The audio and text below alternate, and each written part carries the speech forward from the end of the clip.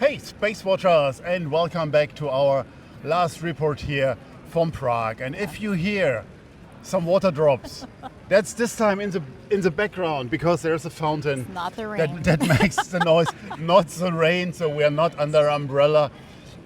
It's the opposite. We are here in the sun, and we probably manage it just for 5 minutes, something like that. We want to provide you some thoughts about how did we capture the event, and some recapping remarks for you. So today was a short day. We mentioned it before, just 2 panels plus the speech of the minister. But let's focus on the panels, and especially the panels run by Kevin O'Connell about private actors in the space security ecosystem. And I totally forgot to invite here my wonderful colleague, Yvette Gonzalez. I was just standing by. With me and provides so much great input over the last days. So thank you very much for your great work. Anything you want to add before I'm going through some thoughts of this panel? No, I mean, you keep saying it was a short day, but it was packed with a lot of content, a lot of commentary, and it was actually a lot of heavy topics. Absolutely, and I think with the topics on leadership by Ludwig Möller and the session on the private actor, it summarized what we discussed about policy and regulation and actors before. So, but some thoughts here. Peter Marquez are from AWS. Got the stage with a few very, very interesting thoughts. So, where he said what every company should follow is in the space sector, in the space security sector, execute the policy given to you. Yeah. And we repeated it more than once, and that was, even as a policymaker, his take. I just have to say that there was a really deliberate emphasis on the conversation, and he repeated multiple times. So I think it was driven home that this is the takeaway, what we've been waiting for, is the final takeaway of what we've learned the last 24 hours. So. Yeah, but for me it also sounds a bit like, hey, guys, do your homework. I mean, it's an obvious thing. Yeah, I mean, we all work in a framework, policy, but that is given to us. That's why I think he said it, because not everyone is. So okay, fair point. Yeah. I'm too German, you know. I run by the rules. Good. Second point. On good days. Okay, on good days.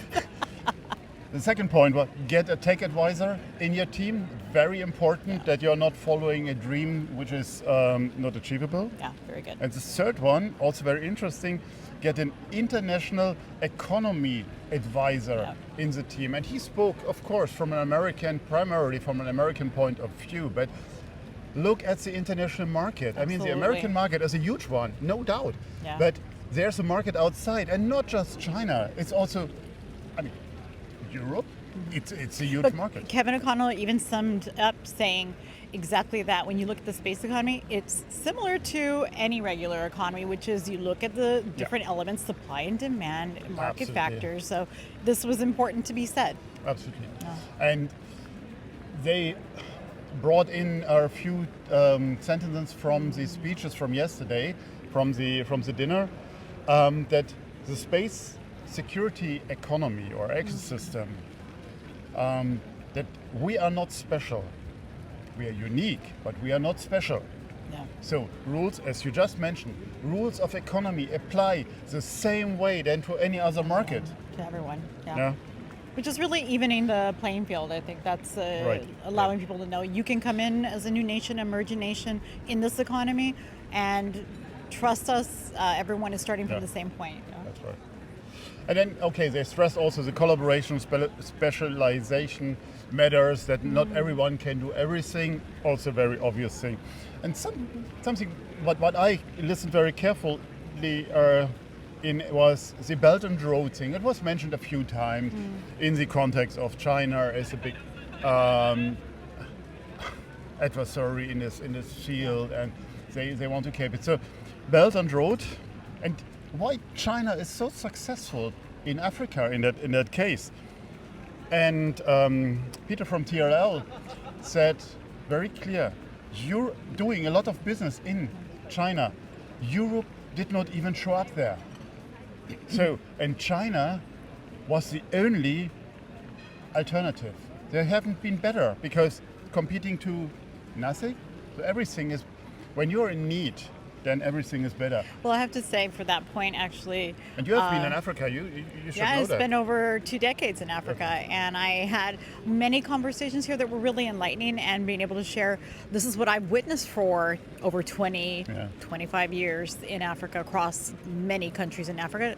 I don't want to say Africa is one culture, because it isn't, but across 15, 20 countries in 2 decades, you see the impact that it has to have foreign investment. You see the impact it has on every economy, the macroeconomy, but then also regionally, and what that means nationally for a country. And so now that they're working in the space sector, building out ecosystems in space, all of that is coming to a head. It matters, and now we're all paying attention. I was very delighted to hear that there's hope from Europe with the global gateway of the EU, and we promise we will do some homework on that and dig into that. There was also a part in the conversation about regulations, and the challenges of to get it all right. That's right. So, because if you're competing regulation, even within Europe, I mean, how to do it right? That was the hot potato, did you say? Absolutely. And just a spoiler alert, I have the great pleasure on the 2nd of July to talk with Christoph Grudler about the European Space Act. I mean, it couldn't be more timely, because a week before it should go through the European Commission. So stay tuned for that. Okay. Anything from the last panel, or? No, you covered it all. But it was really nice to see that what I had been waiting for myself was this roadmap, these bullet points from that panel saying, here's what you do. This is how you build it out. This is our advice. This is how you go forward. I mean, it was a great summation. It was a perfect touch to the end of the conference.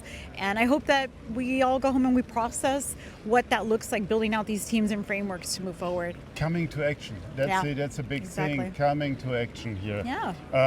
Jana Robinson, who received the Medal of Merit for Diplomacy yesterday, she summarized it with allied nations have to accelerate their actions. Yeah. Easier said than done, as we all know. And again, stress this point of the US has to win the moon race in this context of to stay relevant in the South China Sea. So what we see here, it's not about the moon, if we want to say that, this dark rock on the night sky. No, it's about the things on Earth. Because if you do things on the moon and you play by the rules or don't do it, then how will you act on Earth? Well, and the playbook for space is happening here. We are the analog for off Earth. So. And last point, there will be a next year's edition. So we remain the annual frequency. And that's more or less all that we can bring you. You can look forward to 6 wonderful conversations, Space Cafe radios that we captured here over the next weeks. They will be released one by one, and great insights. It was. And it was a great pleasure to work with you, as always. I really like your analytics and the way you present them as well. Thank you so much, and I actually am really delighted every time to be invited to the conversation. Thank you for having me at the table. Is there anything that we miss? Always. I have to say, I'm looking forward now always to your space jokes. The space joke, and it's a relevant one as well. So how does NATO keep its satellite safe? I don't know. Oh, go ahead. Come on, guys, you know that Article 5 and the constellation of strong acronyms. With that, Space Watch out.